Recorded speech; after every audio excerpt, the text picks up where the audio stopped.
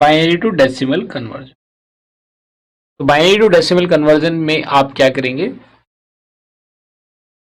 आपके पास जो भी नंबर गिवन होगा उसमें भी दो पार्ट हो सकते हैं भाई, बाइनरी के केस में भी दो, जैसे अभी आपने देखा था इंटीग्रल पार्ट भी हो सकता है और फ्रैक्शनल भी हो सकता है। तो कैसे करेंगे आइए इसको समझ लेते हैं with the help of an example.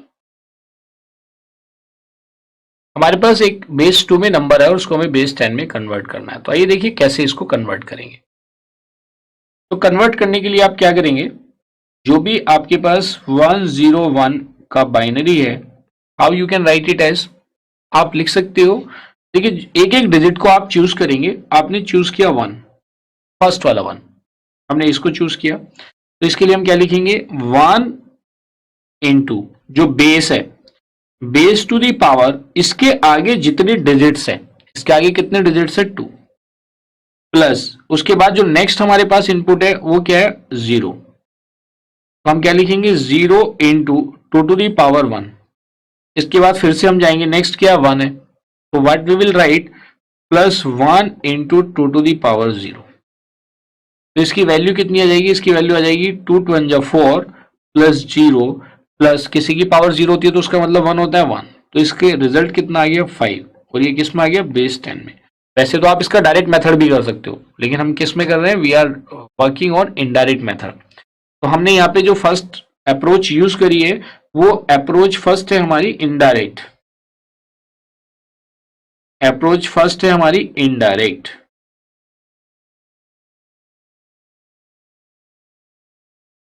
ये क्लियर है जो मैंने आपको बताया। तो बेसिकली आप कर क्या रहे हैं कि भाई मेरे पास जो डिजिट है, मैं कर रहा हूं यहाँ पे जो भी डिजिट है, मान लिया मेरे पास एक नंबर है जिसमें डिजिट है D1 D2 D3 और ये बेस 10 में है, सॉरी ये बेस 2 में है और मुझे इसको कन्वर्ट करना है बेस 10 में।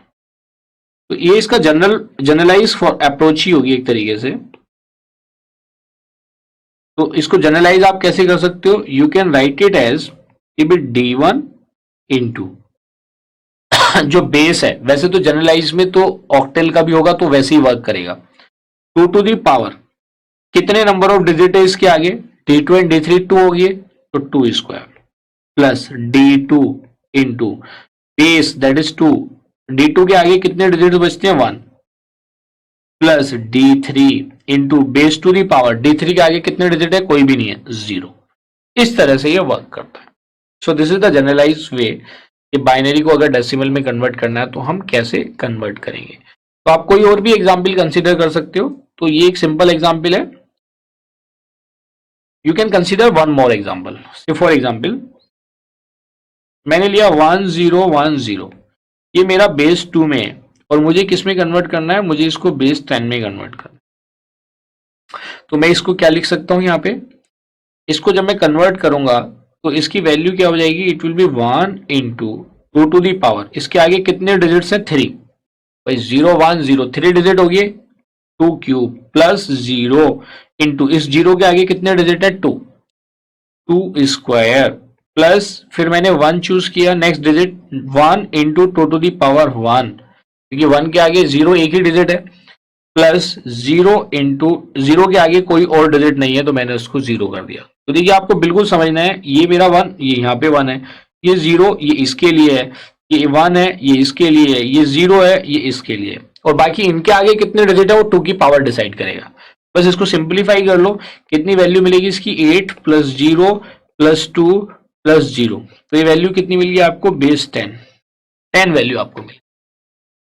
ये चीज क्लियर है, आई होप कि इसमें कोई डाउट आपको नहीं होना चाहिए। अब बात आती है कि अगर उसके अंदर फ्रैक्शनल पार्ट है तो फ्रैक्शनल पार्ट के केस में आप कन्वर्जन कैसे परफॉर्म करेंगे। सपोज करो आपके पास एक फ्रैक्शनल पार्ट भी है, तो फ्रैक्शनल पार्ट के लिए आप क्या करेंगे, से मेरे पास एक डेसिमल वो एक बाइनरी नंबर है से D1 D2 D3 dot D4 D5, ये बेस 2 में और मुझे इसको कन्वर्ट करना है बेस 10 में। तो ये की पॉइंट है, की पॉइंट टू रिमेंबर है, तो आप क्या लिखेंगे same D1 into 2 to the power, इसके आगे इंटीग्रल के कितने डिजिट है 2 प्लस D2 इंटू D2 के आगे इंटीग्रल के कितने डिजिट है 1 2 to the power 1 plus D3 into D3 के आगे कोई डिजिट नहीं है तो 2 टू दी पावर कितना हो गया 0 प्लस आप क्या लिखेंगे D4। अब देखिए D4 जो है डेसिमल पॉइंट के बाद पहला है, तो D4 into two to the power क्या हो जाएगा -1। डेसिमल पॉइंट के बाद फर्स्ट डिजिट है ये, तो टू टू दी पावर क्या हो गया -1 plus D5 into two to the power -2, क्योंकि ये सेकंड डिजिट है कि कहां से, डेसिमल पॉइंट से। तो इस तरह से पावर्स इंक्रीज होती चली जाएंगी। तो पॉजिटिव जो इंटीग्रल पार्ट में आप देखेंगे कि इंटीग्रल पार्ट में जो पॉजिटिव पावर्स हैं वो डिक्रीज होती हैं, निगेटिव पावर भी डिक्रीज ही हो रही है बेसिकली, क्योंकि -2 इज लेसर देन -1, लेकिन देखने में आपको बड़ी वैल्यू लगती है कि इस तरीके से वो एक्सटेंड हो रही है। तो बी केयरफुल जब भी आप फ्रैक्शनल पार्ट को के बाइनरी को डेसिमल में कन्वर्ट करें।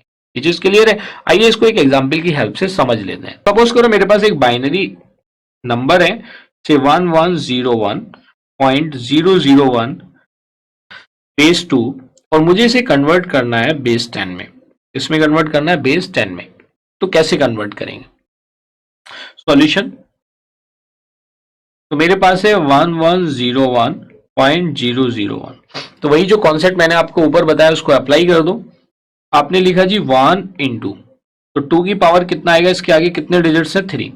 ठीक है, बच्चे क्या मिस्टेक करते हैं कि वो फ्रैक्शनल पार्ट के डिजिट भी काउंट कर लेते हैं। नो, ये डेसिमल पॉइंट एक सेपरेटर है। This decimal point is separator. तो ये सेपरेटर से पहले वाले पावर्स अलग होंगे, सेपरेटर के बाद वाले पावर्स नेगेटिव पावर्स में आएंगे। तो आपने लिखा फिर +1 into two to the power 2, second वाला 1 ले लिया। फिर आपने थर्ड क्या होगा आपका 0 होगा, 0 into two to the power 1, फिर again +1 into two to the power 0, two to the power 0। Similarly plus आप क्या लेंगे 0 इंटू 0 के आगे कितने डिजिट्स हैं 2 हैं, लेकिन हम इसके आगे वाले डिजिट नहीं करते, हम ये देखते हैं कि इसके डेसिमल पॉइंट से डिस्टेंस कितनी है। क्या हम कंसीडर करते हैं इसमें distance from the decimal point.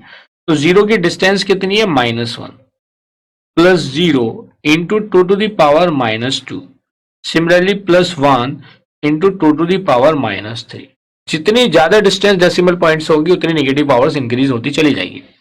आप इसको फर्दर सिंप्लीफाई कर लो। टू टू दी पावर 3 कितना होता है 8 प्लस 2 स्क्वायर कितना होता है 4 प्लस, क्योंकि ये मल्टीप्लाइड बाई 0 है तो इसकी वैल्यू क्या हो जाएगी 0।